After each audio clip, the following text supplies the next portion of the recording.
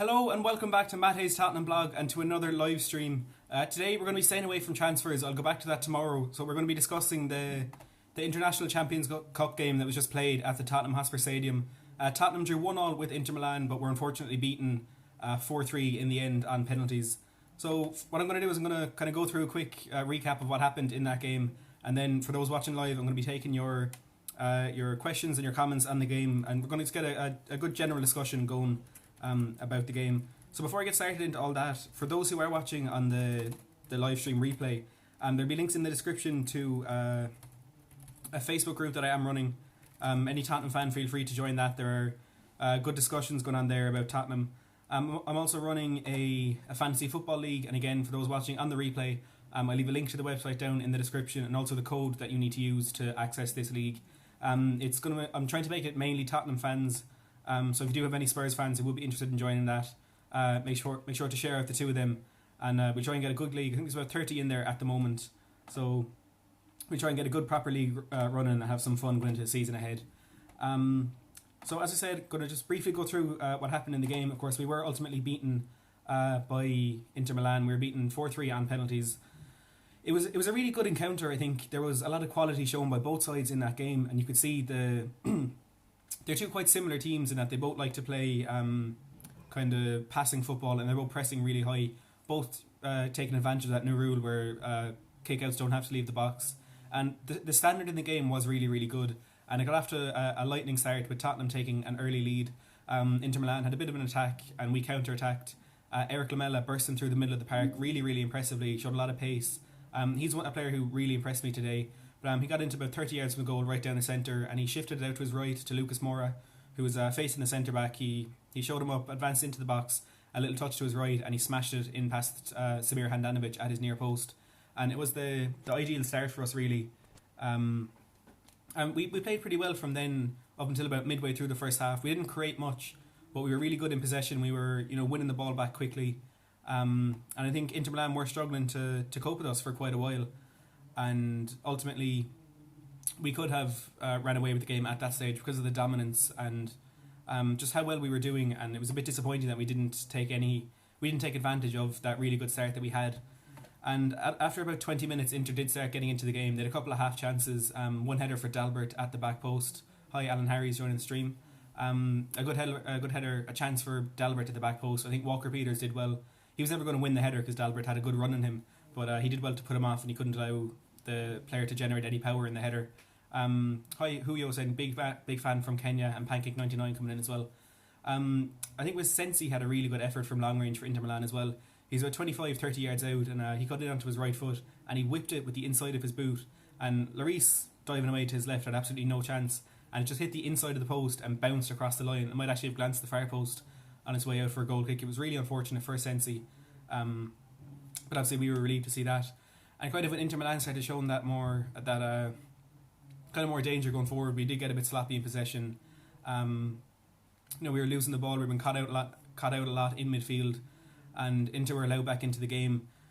One thing that I noticed, and I know a lot of people on Twitter noticed it as well, Inter's tackling, their challenges were really, really poor, especially throughout that first half. There's one from Esposito on Kyle Walker-Peters. I think Esposito lost possession, and Walker-Peters was just carrying it out of defence, and he came in from behind and made an awful challenge. And the others were kind of from Brozovic, and D'Ambrosio had one as well. And they were just really cynical fouls. Like, they weren't aiming for the ball. It was just solely trying to foul the opposition. And it wasn't nice to see in a friendly, but I mean, there's nothing we can do about it, I suppose. Inter were level 10 minutes before the break. Sensi's the man who got the goal. One pass just opened up the defence, and Sensi in on goal.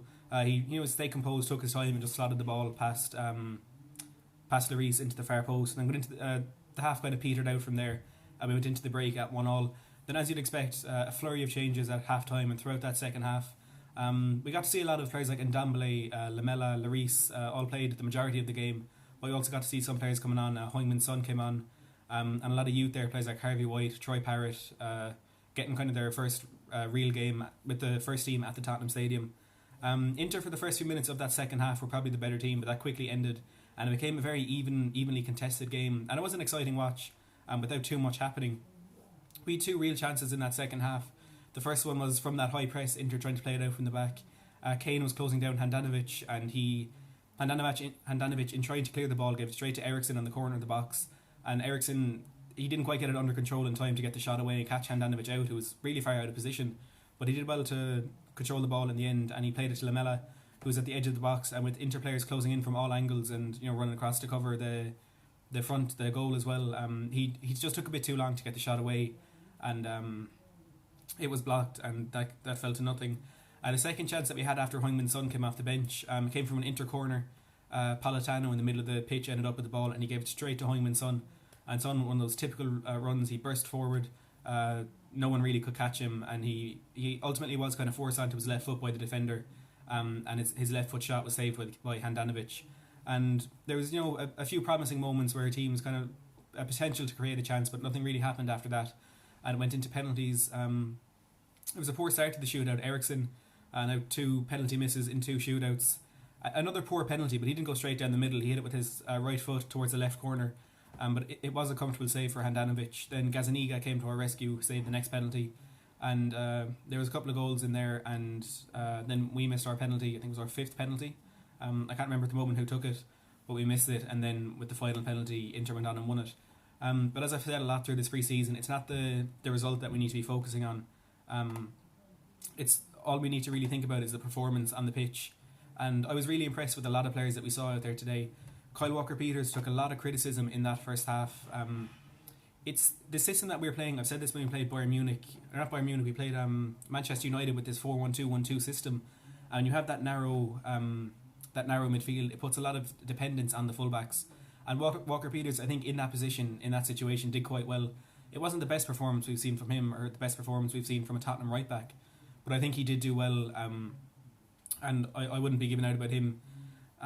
Eric Lamela, as I said, didn't show any amazing moments of quality, or he didn't stand out as one of the best performers. But from the first whistle to when he was taken off after about 82 minutes, he gave absolutely everything. I know he did commit a lot of fouls, but he was closing players down, he was winning challenges, he was sprinting everywhere the ball was, he was going in for every 50-50 challenge. And he was absolutely sensational throughout the day because of the sheer determination on his part to just to do well for the team, I suppose. There's a few questions here about transfers. As I've said, I'm just going to focus on the game today, and I'm planning on doing another long live stream tomorrow, and we'll get more transfer talk in then.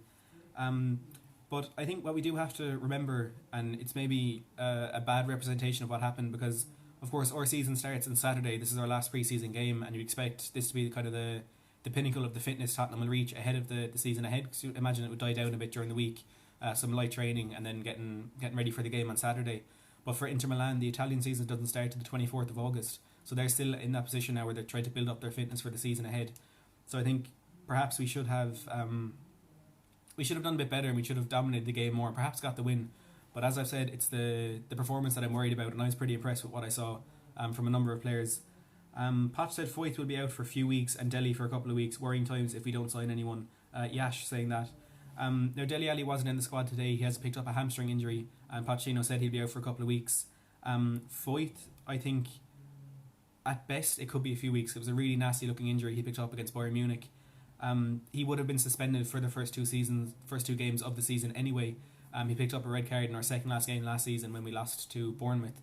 And that's also the case with Heung-min Son. He will miss the first 2 games of the season, at home to Aston Villa and away to Manchester City, which is a very, very tough game to be missing them for. Now in the Community Shield today, City, they didn't look great. I mean, they had some good moments. In the first half they dominated Liverpool a lot, but ultimately were lucky to win it on penalties, because Liverpool had so many chances towards the end of that game to win it. Salah had one miraculously cleared off the line by Kyle Walker, and there was a few chances for Liverpool. They just didn't take it all. So City aren't at their best yet, but I imagine get into the league season that would improve pretty quickly. Yash saying we don't play good in Diamond, and I think that is true. But it's good that we have now realised that in this pre-season, in our pre-season games, because when Ndombele came in, we were all thinking in that 4-2-3-1, would he be playing Winks or Sissoko? And it looks like Pochettino is trying to get a much more solid midfield in there, and he's trying to work out a way to get all 3 of them in. And it seems to be Harry Winks at the base of a diamond with Ndombele and Sissoko either side of him. But as I've said, that takes away from the 3 behind the striker that would usually be the wide players pressing and tracking fullbacks as well. But because the players that are in the widest positions outside of the defence, they're kind of dragged inside, picking up midfield players. And then of course we have 2 strikers as well, as opposed to 1, so that takes away another kind of defensive player. So I think the diamond for us just at the moment isn't working, but we also have to remember that it's when you start in a new system, you have to take time to get used to it, and with the dependence it's putting on the fullbacks, it's going to take a lot of time for them to acclimatise to it, more so than the rest of the team. So at the moment, that system doesn't seem to suit us, but if we work on it and we keep going in that sort of in that system, it could work out for us in the end. Alex Cowan saying Eriksen acting up. I think Eriksen gave a bit more today than what he did in that game against Bayern Munich. When he did come on, he was closing players down, and he seemed to be trying. There was a few challenges that he didn't really go into as much as you would have liked him to. But I think he was better today than what he was against Bayern Munich. And I know again he missed that penalty, but I think you could see the frustration in Eriksen today. I don't think it's a thing like Josh was saying, get Eriksen out now. I don't think we need to. I do think we should sell him, but not for that reason. I don't think he's someone who has given up in the club. I don't think he's a player that we need to kind of force out of the club. But I think for simply the financial situation we find ourselves in with him, I think it would be best to sell him, because even if he does sign a new contract, it's not going to be one that will see him stay at the club. It'll be solely to just build up value so we can sell him for more. And I think bringing in players this window like Lo Celso and Fernandes will probably be a better long-term option, because they might not be available next window. Shamir saying, is Dele Alli injured? Yeah, he picked up a hamstring injury in training over the last few days. Pochettino said he will be out for a couple of weeks. Alan Harries, did Llorente sign a new 1-year deal? He hasn't signed the deal. It was of course offered to him on reduced terms by Tottenham. He also had offers from a number of European clubs like Fiorentina, and I think there's a couple of clubs from Turkey in for him as well. But as of yet, he's still a free agent. He hasn't signed for a team. He was pictured earlier in the week training in Spain with a number of Spanish free agents. He was wearing the new Tottenham gear, but he hasn't actually signed a contract, and at this stage it doesn't look like he will for the season ahead. Where we are in terms of strikers, obviously Harry Kane will be our main one. We have the likes of Lucas Moura and Son able to deputise in that position, but Troy Parrott has really impressed me and a lot of people in pre-season, and I think he could be a great option to have as a backup or for the rotation in the domestic cups. So I think he could be someone that will find himself in the first team a lot this season. There have been rumours, mainly by Sky Sports, that Tottenham are looking to loan him out, and teams like Brighton and Burnley are interested. And while I would like him to stay at the club, I don't think that would be a particularly bad thing, because a player of his age who has as little first team experience as he does, loaning him out to a team, and the fact that his two Premier League teams are interested in him, and they're both teams who haven't been known to score a lot of goals in the last season or so. Burnley haven't sold a few of their strikers, and Brighton just the disappointing team that they were last year. And McGlenn Murray pushing on in terms of age, he's not going to be as clinical as he was. So I think if Parrott does go to one of those teams, he will get a lot of game time. But I would like to see him stay in the team for this season, and hopefully get a bit more game time for us. Now, for those who are watching, if you're not already subscribed to my channel, I do a lot of these interactive live streams, mainly to do with transfer talk. But obviously with the deadline this Thursday, I'll be doing them kind of match reviews in this Tottenham Fan Voice series that I'm hoping to start, which will get your opinions on board, and we try and make a proper discussion rather than me just talking to you through a camera. So if you do want to get those, if you do want to get that content, if you just hit the subscribe button underneath this video and hit the notification bell and click all, so you get notifications whenever I go live. I'm also doing a giveaway at the moment. I uploaded the video this morning, so when you're done here, if you want to go and check that out, for those watching on the replay, I'll have it in the description, and you can win a free Tottenham jersey for the season ahead. Shamir saying, if Dele Alli is injured, Eriksen not playing well, we need a new signing. Why can't Levy hurry up with signings? Glenn Hill saying, I'm a worried Spurs fan, and Yash saying, signing up for Audi Cup is putting sponsors before our season.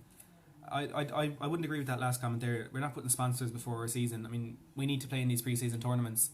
It's like we can go play random pre-season friendlies all around the place, but ultimately what this does is playing in things like the International Champions Cup and the Audi Cup. It gives a lot more exposure to the team, and at the end of the day, it is a business, and it's better for Daniel Levy to get us into the Audi Cup and getting us over in places like Singapore, Shanghai, Germany, because exposure is what the club needs. And I would agree with doing these pre-season tournaments, because also we're playing a lot better teams, because you see all the big teams going into these competitions, and it's not that coincidence that they're all doing that. There's a reason for it, and it's a reason that I agree with. So I think getting into these pre-season tournaments is good, and I'm sure there'll be a little bit of financial incentive there as well. So I wouldn't say he's putting sponsors before our season. Silver Surfer is saying, who is best to replace Ali in the first few games? We're in a really difficult position at the moment. There could be a few signings coming in before the end of the window, but as I said, I'm not going to get too much into that side of things. But with Ali injured, Eriksen potentially leaving, Son suspended, we could be in a bit of a difficult position. But that's why I'm very relieved that We have players like Lamela and Nkudu who have impressed so much in pre-season. I mean, Nkudu, his penalty today against Inter Milan, a little Panenka down the middle, which shows the confidence that he has. And then that assist against Bayern Munich when he flicked the ball over Kale's leg, made a brilliant run down the wing and a fantastic cross into the back post, shows that he also has the quality and he has been working on his game a lot. So I think I'm not worried about the first game of the season. I think Aston Villa, they have made a lot of signings. They brought in some really, really good players, and mainly they brought in players that they had on loan last season, like Tyrone Mings and Anwar El Ghazi, who were really important to them last season. They've got them in permanently. But I wouldn't be worried about that game. I think we'll have too much kind of starting the first season at the new stadium. A new signing like Ndombele probably starting. I think we'll have too much for them, but I am worried about that City game. But I also don't know if we did have those players, would we even have enough then to beat them? But look, only time will tell. Joshua asking, is Dele back for the first game? I'm not too sure, but I don't imagine he would be, because Pochettino has said he'll be out for a couple of weeks, and that game now is only 6 days away. Spurs 13 saying we couldn't even get the ball out of our half in the second half. Very poor performance. I think, as I said, the first 20 minutes was probably where we were at our best. We were really sharp in possession. We were passing it around them. We were winning the ball back quickly. But when Inter kind of grew into the game, they made it really difficult for us. And I think the formations could have played a part in that, because as I said, the 4-1-2-1-2 that we play doesn't suit us a lot. We're really narrow, and I don't think that would be something that would be ideal going into the season ahead. But you never know, it could grow on the team, and it could be the answer to us going forward. But Inter Milan playing that three at the back, they had that extra man in midfield, and it really helped them. But also by having the three in the midfield, they could really spread those two wingers out wide. And for the most part, it was Politano in that second half, and it was Dalbert, kind of the left wing back, who was pushing on there, and Kandreva for a bit as well. And when they were pulling really, really wide, it was dragging us all over the place, and we were just too kind of separated in there. So ultimately what we had to do is just make it as compact as possible, and if the ball goes out to one side, the whole team shift across. And it was really difficult for us to keep possession, even to get the ball back off Inter Milan, because they were so wide, and we had to be compact because of the formation we were playing. We suffered a lot from that. Darren saying, did Ndombele play well? He didn't stand out as one of the best players in the pitch, but to be honest, I don't think anyone really did in terms of quality. But he had a decent performance. He looked good in possession. He was good defensively as well, I suppose. And he had a few skillful moments that really got the crowd going, which I suppose is what you want from a new signing in pre-season. Perry saying, has there been any official update from the club regarding the extent of Foyt's injury? There hasn't been anything official, but as someone said earlier in the stream, Pochettino said he will be out for a few weeks, which I think would be the best case scenario for us, because as I said, it was a nasty look at injury, and he even said to Pochettino at the time that it wasn't good. But there has been no official update as of yet. Shamir saying Walker Peters playing well this match. And I would agree, for the situation he found himself in, it was a decent performance from him, and maybe he could be the answer to our right back problem this season. Obviously Foyt out for a while, Aurier still injured, hasn't got much pre-season work done. So I think for the first couple of games of the season it would have to be Kyle Walker Peters, and his performance today was encouraging. And once we get back into that 4-2-3-1, he'll have a lot more support out there, and he'll be able to go forward more so, but also that defensive cover that he'll have from the right winger or the right attacking midfielder helping him out. I think he's only going to get better going into the start of the season.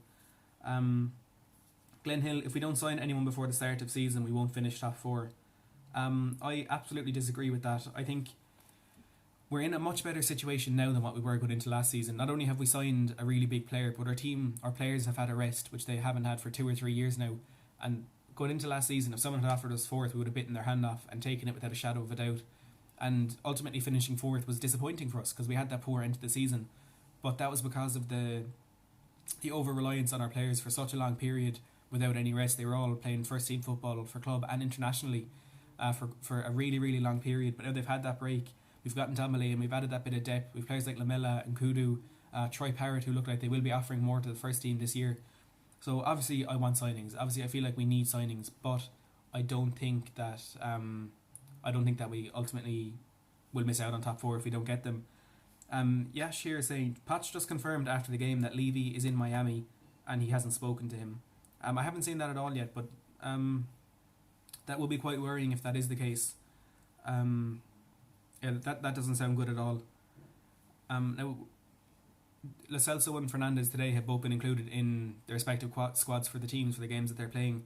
So if Levy is in Miami, I'll be honest, that's not something I'm glad to have read now. That's quite worrying. Tarek saying it's obvious that we need at least a new right back and another creative midfielder. Now the creative midfielder is someone that the club is looking into, but right back is a position they're not hoping to strengthen this summer because of the options that they have, which again worries me.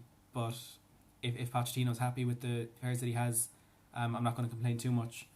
Kyle King saying won't finish top four. We've got too much for most teams in the Prem. Top four. Oh, he's saying we will finish the top four. It's a certainty in my opinion. Even if we sell Eriksen, we shouldn't be stressing so much about these signings. We need to cool it.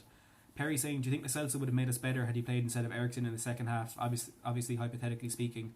I don't think I can answer that question because we haven't seen what Lo Celso was like in our team. I don't think I'd be able to answer that, but judging by the two players, I would say Eriksen has more quality. So if I had to say, I'd say no, I think Eriksen was probably the better player to have in there. Alistair Gold confirmed that Levy's in Miami. That's not good at all. Spurs 13, Lamela was really rash today. Need to take that out of his game. He was rash, but I mean, he gave everything he had. And from the players that ran the pitch, he was the one that I was most impressed with. He gave absolutely everything. And when you're playing that style of play, that constant press, the game that he plays, you're going to make a few fouls. And if you're not willing to pick up a yellow card, you might as well not be doing it. So maybe timing his tackles will be better, but I don't think we need to take that out of his game.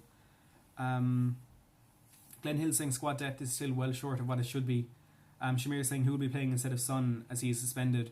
Well, at the moment, the options that we would have there for Aston Villa and Man City, I suppose assuming the other team stays the same, would be Eriksen, Lucas, Lamela and Kudu. Maybe Sissoko can play in that position if needed, but we could also play that 4-1-2-1-2 that we saw today, which you'd only need one player in that position. I'd say Lucas will push on and striker with Harry Kane, and maybe it could be Eriksen in there and playing Winks and Ndombele and Sissoko. So there are options. I wouldn't be getting too worried about that just yet, but it's not the ideal start to the season, missing so many players.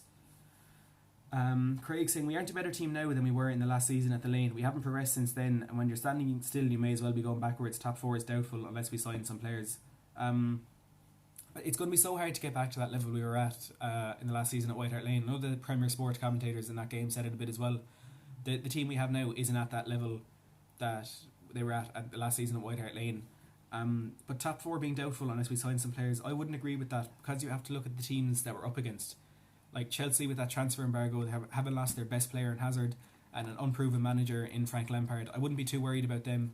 Arsenal, they made some great signings. They brought in Pepe and Ceballos for the season ahead, but their defence is so weak that I can't see them as legitimate challengers for the top four this season. And when you exclude the two of them out of it, all of a sudden there's only 4 teams left. Wolves, Leicester and Everton and maybe West Ham have strengthened a lot, and I think they will be pushing for European places, but I don't think they'll threaten us for top four. So I think for third and fourth it's between us and Manchester United, and depending on how well the signings of Wan-Bissaka, Maguire, James and potentially Dybala and Mandzukic work out for them, I think it's between us for third and fourth. Spurs 13, this last week of our transfer window is vital for our season. We need to add players. Porev Bat saying Eriksen's play has been at all acceptable. Missing 2 penalties in a row for a player with his class is just not acceptable. Silver Surfer, can we expect a top 2 finish this year? Really want to see us moving forward. I would immediately rule out a top 2 finish. We're nowhere near the level that Liverpool and Man City are at, and while they won't be at the level they were at last season, I still think they have too much for the rest of the league, and there could be a bit of a monopoly on the domestic trophies there over the next 4 or 5 years. Joshua saying yes, Matt Levy is in Miami, goal reported 25 minutes ago. That's not good at all. I'd be really concerned about that because we know how hands-on he is with the transfers, and I know I said I wasn't going to dive into that now, but I'll just have a look at it here, see if I can find the article you're talking about. Was it an article or did he post it on social media? Spurs 13 saying Eriksen has been awful, he's purposely doing it in my opinion, he wants out. Yash saying we should have gone for Moise Kean. He's not someone that we needed to add to our squad this season. I think Everton have done really well to sign him. But I think it's better that we're focusing on the kind of the better options of Lo Celso and Fernandes. I wouldn't be too concerned that we haven't got Moise Kean. I'm trying to find this from Alistair Gold. It's probably on his Twitter, I suppose. Yeah, Josh was saying on his Twitter. Matt, do you think Lo Celso will be a better replacement for Eriksen? I've said this a bit. I think Eriksen has here now. Alistair Gold. Poch says he hasn't spoken to Daniel Levy in recent days because he's been in Miami. That's really worrying. With a few days that are left on the injury in the transfer window, that's really concerning. All of a sudden I'm not so confident about getting these deals over the line. There's a few more quotes here from Pochettino after the game. On Juan Foyth, for sure it's a tough injury, and for sure it is many weeks he's going to be out. We hope he can recover as soon as possible. So that could be the long-term injury that we were fearing. On Ndombele, he said for him it's difficult. We cannot expect too much. We need to accept he needs time to adapt to first a new culture, a new country, new habits. Of course, it's only him who arrived to the club, and that makes it more difficult. So, of course, it's only him who arrived to the club. So again, could that be suggesting that maybe our dealings are done this window? Well, I'm not. This isn't in any way encouraging. Patch on Dele Alli, of course we are worried. He's still so young, just 23 years old, and many hamstring problems in the last few years. It's to pay attention to what is going on in his body, but we are here to try to help him. Patch reckons Juan Foyth will be out for many weeks with a tough injury.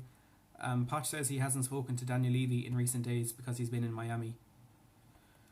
Oh, that's not good at all. If Daniel Levy is now in Miami and he's kind of given up on our transfer dealings this window, Swear team saying, "You idiot, I'm really angry about Levy." I'd be inclined to agree with you, to be honest, and I have tried to support Levy as much this window as I possibly could. But if he's now gone off on holidays, when we need to get these transfers over the line, this could be the end for him for a lot of fans. And if it is true that he's there and these transfers aren't going to be happening, I might be one of those fans. I don't know yet. 13th Monkey, Levy and Lewis are disgrace. I called it. This is Potch's last season, and you have called it, Monkey. You've said it a lot of my videos now. Shamir saying no signings. If we don't sign anyone else, I doubt we will get top four, and I doubt Potch will be with us at the end of the season. Yeah, this isn't good. Now, I mean, he could be there on transfer dealings. Like, we don't know that yet. I don't know where. Like, there could be some teams still in pre-season over in there that he is looking to sign. I don't know at the moment. I'll look more into this, and I'll get back to it in my live stream tomorrow. Yeah, that's not good. Joshua asking if anyone wants to start up a petition. Yash saying if we don't sign anyone in 4 days, then this will be the end of Potch at the end of the season. And you know what? I wouldn't blame him if he is. I absolutely would not blame him, because what Pochettino has done for this club, the words I always use, it's nothing short of a miracle. And if Daniel Levy doesn't see that right now this is the man that he needs to back, this is the man who can take our club to where, not even where we want to be, but where we dreamed we would be. At this stage, we never thought we'd be in a situation where we're saying, if we invest this summer, we can win a cup, we can win the league, we can win the Champions League. I mean, we've just been in a Champions League final without any investment in the squad. Yeah, this isn't nice at all.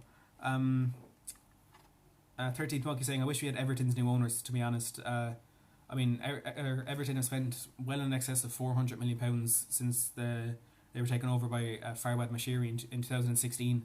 And in that time, we've only spent 250 million, I think. Alan Harries, if Poch goes, there'll be a mass exodus of players leaving.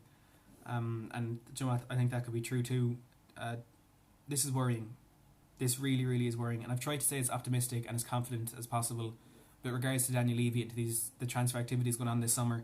And I genuinely did feel like we would see Sessegnon coming in, we would see Lo Celso, Fernandez, and there will be some people now saying maybe the deals are done and he's off taking his holiday. But as I said, Fernandez is playing for Sporting Lisbon in the Portuguese equivalent of the Community Shield today, and Lo Celso has been included in Real Betis' pre-season squad for a game in Morocco. So the deals definitely aren't done at the moment. This could be bad. If we don't bring in any players, as I said, it won't be the end of the world, because if he's gone, I imagine the players that we have now, like Eriksen, Rose, Alderweireld, will be staying, and I think we will be in a good position. But as you said, we're not moving forward, and that's not good. And there will be a lot of fans turning on Daniel Levy, and I dread that if that does happen, that will transfer into the stadium and we will turn into Arsenal. And that's the last thing that the majority of the fans want. But there will be fans who feel that in order to make themselves heard, hashtag backpatch or hashtag Levy out on Twitter isn't enough, and they will need to bring it into the stadium. And I wholeheartedly disagree with that. I think that once you're in that stadium, you need to back the players that are there, because you could maybe make a point with Daniel Levy if you have the banners or if you have the flags or the plane flying overhead, but that's not going to do anything for the players on the pitch. And when you're in that stadium, your ultimate focus should be, spurring the players on to win the game that they're playing at that moment, and you're not going to help that. So while I'd be worried about the future of Pochettino and the players, I'd also be worried about the new stadium becoming a really hostile atmosphere. And Daniel Levy just needs to get this done. Yeah, I'm worried. Joshua saying, where are Betis and Lisbon playing? Betis are playing a pre-season game in Morocco. I think it's tomorrow. And Sporting Lisbon are playing Benfica in the Portuguese Super Cup today, probably in Lisbon. Silver Surfer saying, this is a disgrace. I wonder if Levy thinks he can replace Poch easily.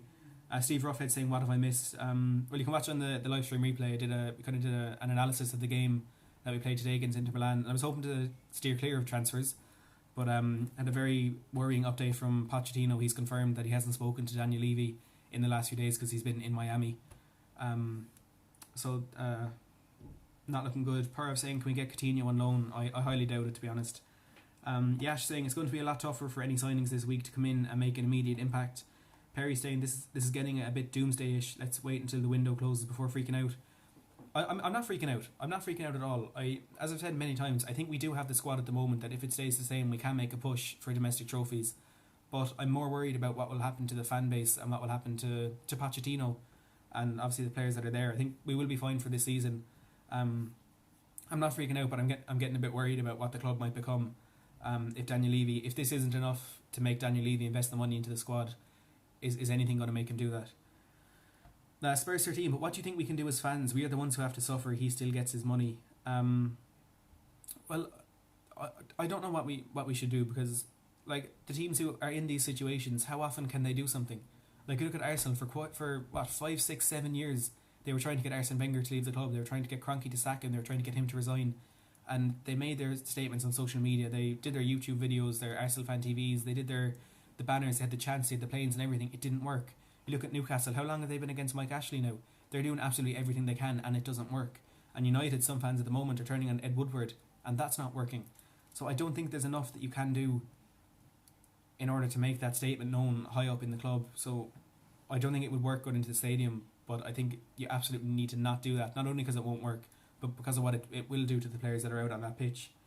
Kyle saying, yeah, what does this Miami trip mean for Eriksen deal? Will he have closed negotiations for summer? Brilliant news. Surely we're so strong, Matt. You must see that. Oh, I do see that. And I'm saying that. I mean, we do have a strong team going in for the season ahead, but thinking long term with the potential for Pochettino to leave, because if he's here and he's done what he's done with this club and he knows that he's not going to get the backing, Levy just isn't willing to do that. Why would he stay? What's keeping him here? When he can go, he can get an offer from Real Madrid, offering him any transfer budget he wants. And I've said it a bit this window, I do feel like he might be in it for the long term, but I kind of expected Levy to make those transfers happen. So I will be honest, I'm getting a bit worried at the moment that Pochettino may leave. And as I can see that we do have a strong team. We're in a better situation than last season for this year, but in the long term, I think there is reason to worry if Daniel Levy is done with his transfer dealings. If he's in Miami because he's negotiating a transfer, or if the dealings are done, then everything I'm saying is completely wrong. It's good, but if the dealings are done now, I will be getting worried for the long term, not the season ahead. I know that we are strong enough for the season coming. Darren saying, hi Matt, absolutely shocking this news about Poch and Levy, but we don't know why they haven't spoken. Let's all chill out. I mean, of course we don't, and we never will. We don't get that insight to the dealings that are going on there, but maybe because Pochettino said he hasn't spoken to him in a few days. So maybe that rant he had after the game against Real Madrid was because he just heard that Levy was done. He was going after Miami. We don't know. We can speculate as much as we want now, but ultimately we just won't know. 13th Monkey saying, under Levy and Lewis, we've never been successful yet still profitable. We're a business plan. Perry saying, do you think Poch will keep Nkudu? I think at the moment he doesn't have a choice because of those injuries we have going into the season. But I also think he's a good player who's shown a lot in pre-season and could offer the team something going forward. So I think Nkudu will be staying this season. Alan saying, why is Levy in Miami now when he can take a holiday any time of the year? Could he be meeting an agent? I mean, he could be meeting an agent, but now that I think of it, he could also be trying to put through a deal for the stadium naming rights. I mean, there's a lot of American companies who will be interested in that because of the NFL deal. So maybe he is there on business, and it is to get a naming rights deal done, which will bring a lot of money into the club.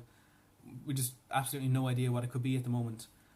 Purav saying, how much are you impressed by Parrott, Skip and Tanganga? They've all been absolutely exceptional in this pre-season. Oliver Skip I know played in the first team last season, but they're all young, inexperienced players, and I think they've been some of our most impressive players this pre-season, and they could have a big part of our team. They could be a big part of our team in the season ahead. William saying either Levy has sorted all the deals already or he's given up. Make or break now for him, but worrying comments from Poch. Shamir saying that's why there hasn't been any progression with Lo Celso and Bruno. Craig saying I was hoping we would be getting shot of Ericsson and replacing him with Fernandez. And Glenn saying, why do our best players always want to leave? They don't always want to leave. The media portray it that they want to leave. But look at the team we've held together for the last 4 or 5 years. Our best players don't want to leave at the moment. So it's the media portrayal of that's kind of creating that perception of it. Now, I suppose, let's give a quick update on the Fernandez and the Celso deals. I'm not sure where the Lo Celso one is at the moment, but as for Fernandez, apparently talks are going to be resuming tomorrow. We know Tottenham sent a delegation over to Lisbon on Thursday to talk to Sporting Lisbon. They couldn't agree a deal. There was apparently an offer of about £44 million rejected. Talks resumed on Friday. There was another offer made, turned down, and apparently they're done for the weekend and they will resume on Monday. It's a deal that a lot of media outlets seem to be confident that Tottenham will get done. So maybe the delegation there could be getting that done, and Levy might have given his instructions on what to spend. Who knows? Lo Celso, I think that one might be looking like it could be done because he's gone off to Morocco on pre-season with them now, and Betis have sold they sold Junior Firpo to Barcelona, and they sold another player as well, so they're not in a position where they need to sell as much as they did. But look, as I said, I'll be getting into this more tomorrow on my live stream, so if you do want to see that, hit the subscribe button down below the video and press the notification bell and click all so you get a notification when I go live tomorrow. As I said, I'm doing a giveaway on my channel. I posted a video this morning. You can win a free Tottenham jersey, so go watch that video and you can find out how you can do that. I'm also running a Facebook group and a fantasy football league. I'll have links and codes in the description to that when I publish this live stream afterwards. So that's all I have time for today. Thanks for watching.